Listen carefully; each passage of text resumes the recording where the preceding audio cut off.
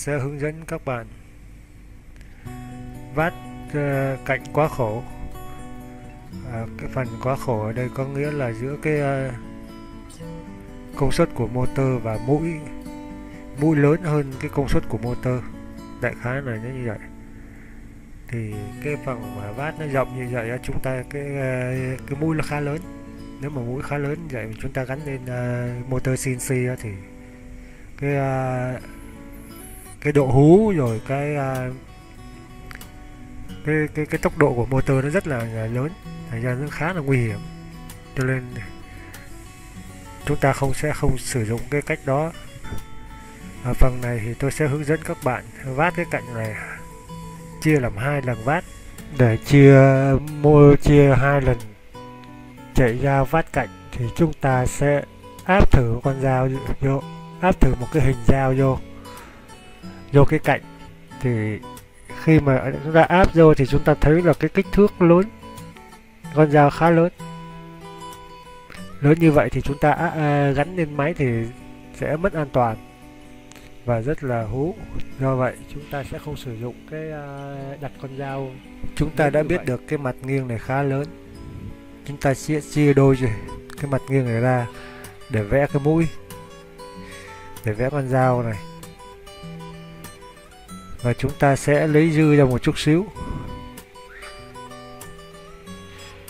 rồi chúng ta sẽ định dạng cho nó là cái kích thước mà rộng nhất từ bên đây qua bên đây 50.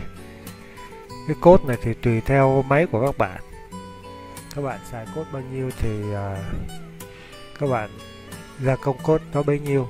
Nhưng mà theo tôi, mũi lớn như vậy thì cốt từ 12 ly trở lên. Sau khi chúng ta đã biết được cái độ vát từ đây qua đây là bao nhiêu thì lúc này chúng ta sẽ chọn cái đường mà cắt thứ hai của độ vát. Để chúng ta vào offset vector, chúng ta để 20, từ đây vô đây 20 ở trong nha. Rồi từ đây vào là 20, ok. Bây giờ chúng ta sẽ phay cạnh sâu nhất. Cạnh sâu nhất là cái cạnh mà độ sâu là 20 này. Đó, độ sâu 20 là cạnh sâu nhất. Chúng ta vào profiling, chúng ta để là cắt cái mũi nó ăn bên ngoài, độ sâu nhất là 20, ok. Rồi chúng ta sẽ chọn mũi. Mũi của chúng ta có độ nghiêng là 66 thì cộng 2 cái lại nó thành là 132. Và mũi 50 thì chúng ta sẽ phải đặt, copy ra đặt. Đó, 50, 66 này. Rồi tổng cộng là 132. Chúng ta chọn mũi. Chúng ta có thể đặt tên. Tôi không có đặt tên. Rồi nó ăn ra ngoài ha. Tiếp tục chúng ta sẽ chọn line thứ hai. Chúng ta cũng vào đâu filing, cũng để mũi ăn hướng bên ngoài. Ở đây chúng ta sẽ là 10. Chúng ta cũng chọn mũi 132, 50, 132, ok. Name, đặt tên. Rồi xong.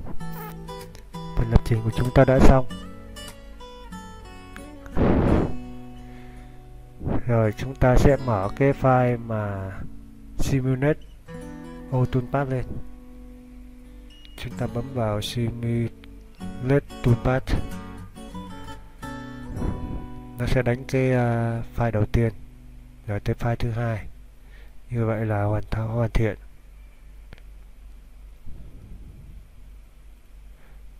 Rồi, ok.